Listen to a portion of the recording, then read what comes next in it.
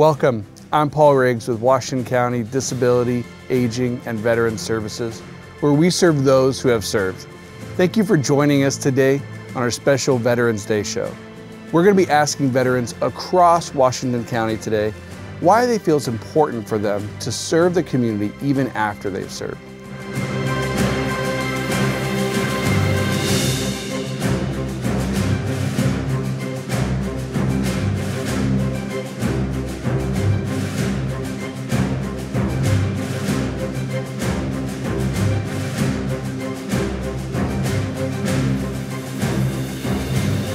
I'm Washington County Sheriff Pat Garrett. I've been serving with the Sheriff's Office for over 30 years. I enlisted in the Army in 1987.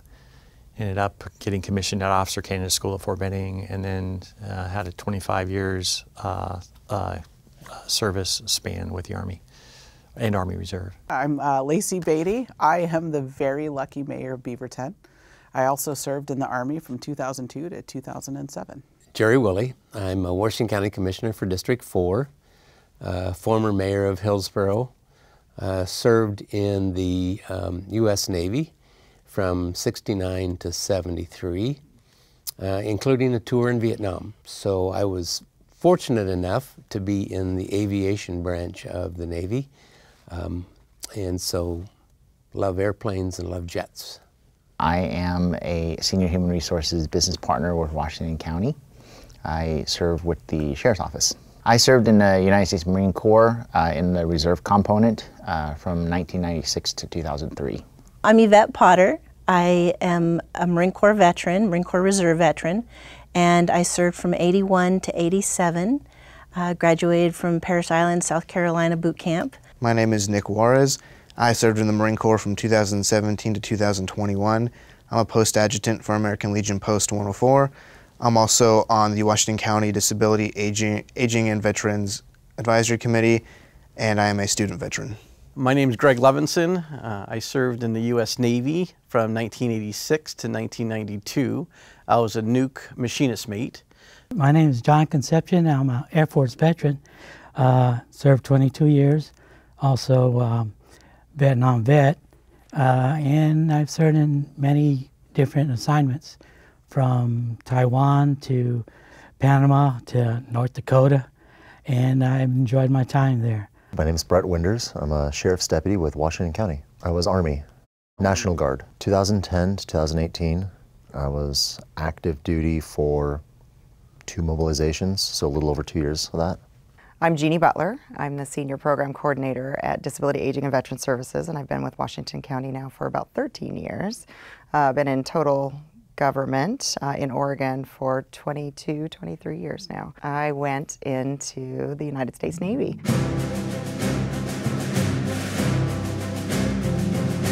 Well, service is in a veteran's DNA, right? So whether you're serving country or community, it's honoring a higher calling. I think that's what all veterans have in common.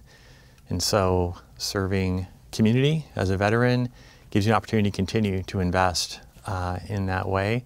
And plus you get to meet and work with some fantastic people. Because we actually get a chance to grow roots, to maintain. We don't have to be worrying about moving around in the next 1 to 3 to 5 years. We've got the opportunity to really unpack and be happy that we come home every day and it's the same home. Dedication to the community and our country, if you will. I think when one makes a decision to join the military or work in public service, there is a selflessness that comes with it. Certainly there are other things that we could be doing that are more prestigious, make more money, things of that nature, but we choose to do it because we believe that there's a greater good to our community, to our country, to the people that live in our community, and what we can do about it. And the service is a good starting point. The military is a good starting point, but when you go into public service, you see a lot more of it at the ground level, if you will. They say that all politics is local, and it's one thing when you're in the military and you're sent overseas and you're in a foreign country and whatnot, but when you do something and you see your neighbors benefit from it, when you see your families benefit from it, then it really hits home. You're a young person, it's all about you, and then you get into boot camp and you realize that I mean, what they train you is you're only as strong as your weakest link, and that gets grilled into your head. But it's very true. If we were running or doing drills, whoever was last, we waited for them. It was about community. It was about giving back. It was making sure that you're bringing everyone up with you. It's important to serve your community, especially as a veteran, because before I was in the Marine Corps, it was about me. It was about what I wanted. Everyone is very individualistic, and it still is that way. And then when you go in, you change, from I to we, and everything's a team. Everything's based on the team. If one person is failing in the platoon, then you all fail. You all get punished for that mistake. And I think, especially nowadays, and maybe it's always been like this, but I think that everyone is still on, oh, it's about me, it's about me, it's about me. But really, when the community thrives, we all thrive. But if only one person thrives, and only that one person thrives, and everyone else is still struggling. So it's important that we bring those ideas of we're a team. We need to get through this together. If we do it together, then we can achieve great things. I think that's why it's important. You're not just living for yourself. If you live for yourself, if you live selfishly, that's a tough way to go in the long run. I find that you don't get a lot of joy in just serving yourself. I know when I got out of the military, it was you'd like to think that you wanted to do that, because so much of the military is not for yourself. You think, I'm going to live for myself, and that quickly fades. You can only do that for so long before you realize if you were in the military, you have a heart, you have a mindset to serve. Even if it was tough, you have that mindset to serve. And so being able to be in public service, to volunteer, provides that avenue for you to do that.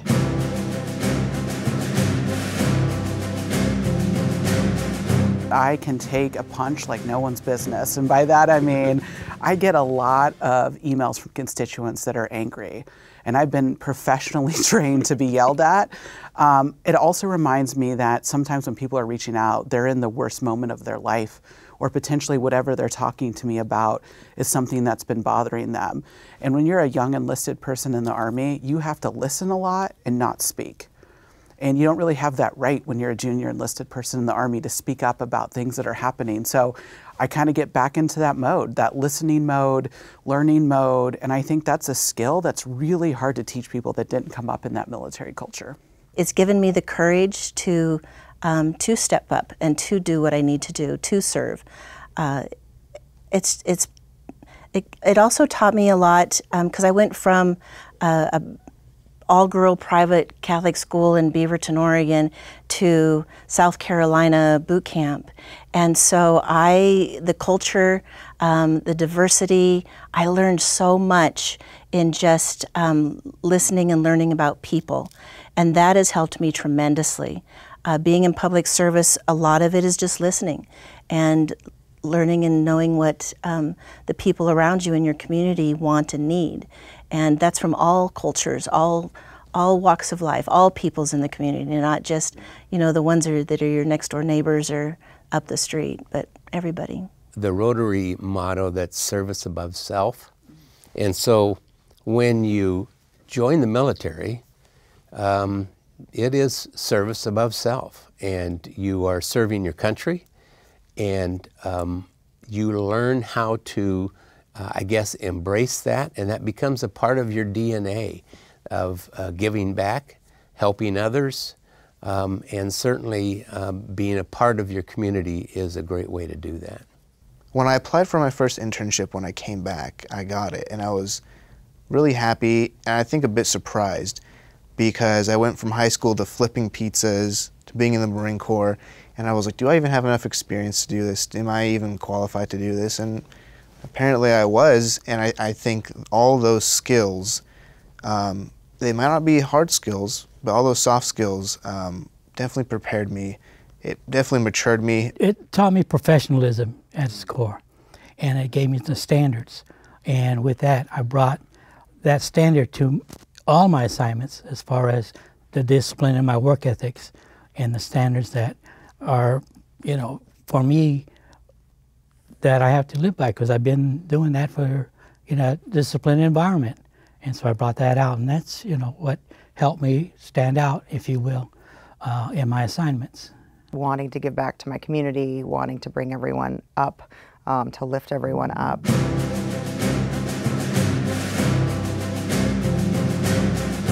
Commitment, integrity. Commitment, integrity. I think some of the key values that I learned in the military and it carries forward in my civilian public service career is, again, a commitment, never letting things go, knowing that people depend on you. Certainly in my perspective, knowing that you just don't turn off because, people are counting on you to deliver and do what you need to do. Mission, the welfare of those around you.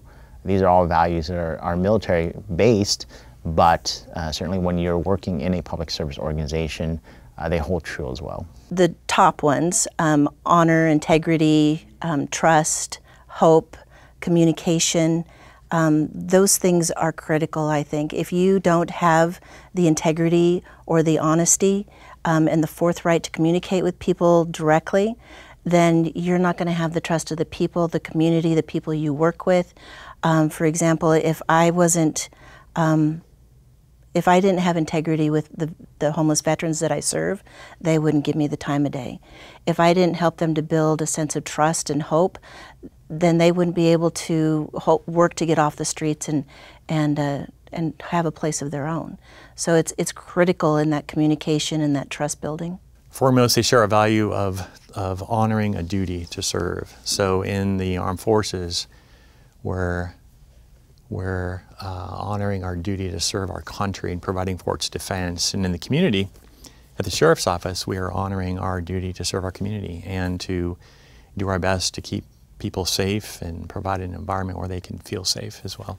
Another value I think is tops my list is integrity, right? Doing what's legally, ethically, and morally right, because our service, our institutions, our organizations depend on it.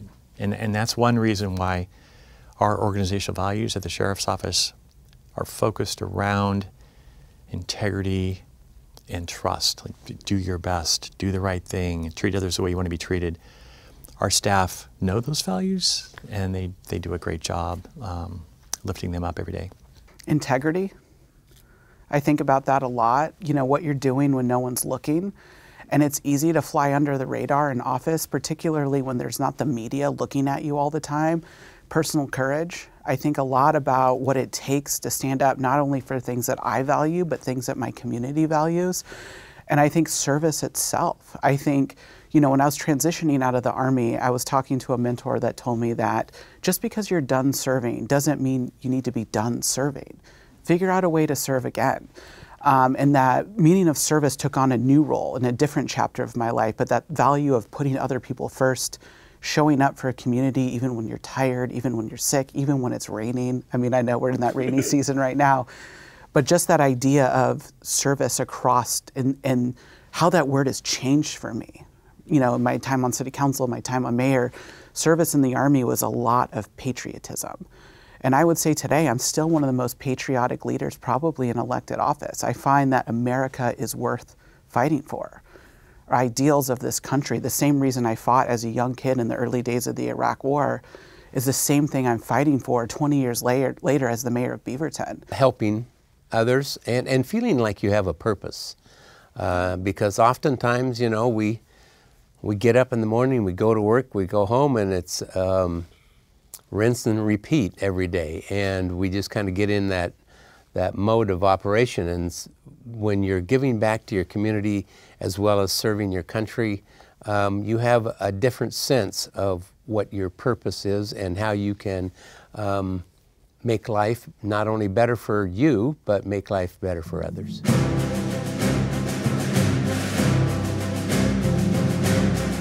To all young people entering the military, take advantage of everything. Everything is a learning opportunity. Your ability to be better, to go to college. This one time I was in Kuwait, and we were coming from Germany to Kuwait, and this was early in the war where you still had to drive. And this colonel comes in the tent and goes, "Who could drive a stick shift?" And yourself is always taught, do not volunteer for anything in the Army. It's probably going to be terrible. But I was sick of laying in this tent in Kuwait. I said I could drive a stick shift. I got to drive a bus full of dignitaries in Kuwait for weeks. It was the most amazing thing I did, and we had great food compared to Chow Hall food. So just take advantage. Even if it sucks, something sucks more. So, you know, be the yes guy, be the person on the leadership team that people can trust. And then in the future, people will trust you with great responsibility. What I would tell myself and what I tell others now when I mentor people is this phrase. It's not the most polite phrase, but it's a very accurate phrase. I would tell myself to embrace the suck. And what I mean by that is when you're in the military, you're going to go through difficult times. It's just part of being in the military. But you have to have a mindset. My mindset when I was in was not that. I wish somebody would have told me that. Like, look, you're going to go through some difficult times. It could be a week, a day, a watch, an entire deployment. But if you have the mindset of embrace the suck, where you take it on and you say, okay, this is not ideal, right? This is not what I signed up for. But no one's going to change it for you. You can't go to your command and no one in your command is going to say, oh, I'm so sorry, this is hard for you, right? You're still going to have to do it. But if you do it with the right attitude, if you do it with an attitude of, okay, I'm going to learn something from this, I'm going to gain something from this. Not sure what it is, maybe it's just that perseverance, maybe it's just that attitude of not giving up. Because when you get out, whether you stay in or you get out, you know, the suck doesn't end, right? It's just a different suck, right? You're may have a job that you don't like. You may have a boss that you don't like. You may have, coworkers that you don't like. And if you just say, I can't deal with this, that's going to be a tough road for you. And so I wish I would have learned that lesson early on. I learned it once I got out. Be a sponge and learn everything you possibly can. It doesn't really have to be public service related, but I think learn everything you can and focus on yourself and be the best person you can be in that moment. There's a Sergeant Major I had, his name was Sergeant Major Hernandez, and he was always very motivated like Sergeant Majors are. They're just over the top all the time, and I never know why. But this man, we were sitting down kind of in like it's called a school circle. We all just sit around him and he talks basically. And there's something he said to me that always stuck with me, and it said, always be the best you can at a job. Be the best. Even if you're just mowing the lawn, even if you're the lowest guy in the platoon, tell yourself, I'm gonna be the best lawnmower. I'm gonna be the best guy in this platoon. I'm gonna be the best bathroom cleaner, the best janitor, whatever it is. Be the best that you can be at it, because we all have regrets in life, and I have regrets that I wish I did things a little bit differently in the Marine Corps. But I think whatever you do it full-heartedly and do it to the best of your ability, because ultimately I think that will lead you to success in any career. I was timid, I was shy, I was insecure, and if I could put all that aside and know that I'm enough and I'm capable and I'm brave.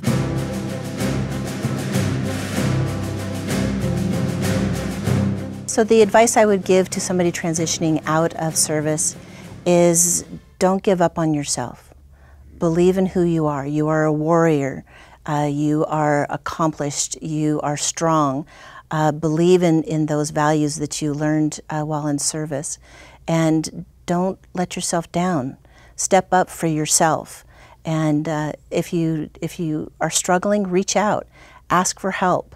Your veteran service officer in your local community is there for you. They have resources, they have information that can help you do good things for yourself. So just don't give up. Believe in yourself and know that you are a warrior and can accomplish great things. My first thought is go to joinwcso.com. We need you to be part of our team. But I would also say that, there's terrific opportunities to serve your community. If you're coming off of active duty, you're making that transition away from the armed forces, where you're challenged in a new way that is really inspires you, right?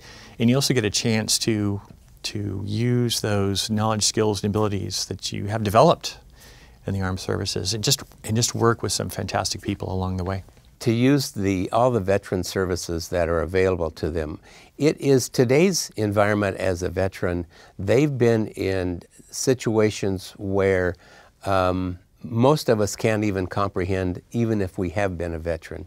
If you've been in Afghanistan, you've been in Iraq, and in those particular war zones, you come back a different person, and you absolutely need to reach out, use those veteran services, get counseling, whether it be career counseling, whether it be mental counseling, whatever the case is.